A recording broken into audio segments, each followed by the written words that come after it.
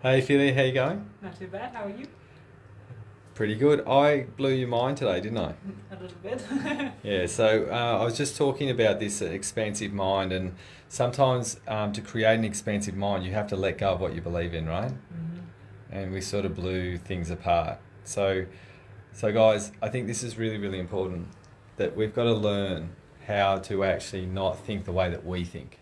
Because the way that we think is actually our thoughts. And it's as far as we can go. So if you want to create a limited mind, focus on your own beliefs and own understanding. If you want to create an expansive mind, what you want to do is actually look at the people who you don't agree with. Find out where they come from and what they're thinking and why they think it. Not disregard it, not judge it as wrong. Find out, because once you find out, you get a really deep understanding of the human psyche. I love finding out how people think and why they think it, and the depth to how people think is based on your inquisitive mind. So I love understanding human nature, and I don't necessarily have to agree with the person that's actually in front of me. What I get to do is understand why the person is thinking the way that they think. And if you want to actually expand your mind, you have to actually grow through someone else's brain, not your own. Because if you want to grow through your brain, you're going to be limited in the way that you can understand reality. This is why we read books.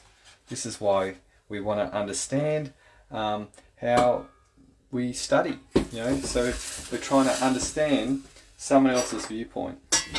So one thing I want to hand to you guys is that if you want to really, really grow, like really grow, find someone who thinks differently to you, or find a group of people that think differently to you. What we do in our academy, I just had someone just join the academy, and I gave him a very different viewpoint in the way that we approach with the academy frameworks. They're very, very different. So what that does is it's got two choices for the human psyche.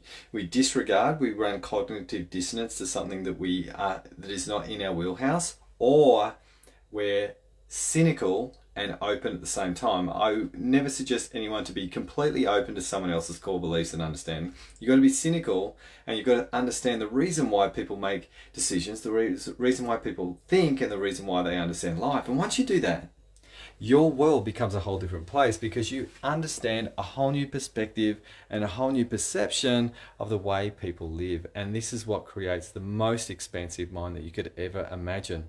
But a small-minded person is never ever going to be able to see someone else's point of view. They're going to disregard, argue, and fight to the nth degree, because they can't handle what's being said in front of them.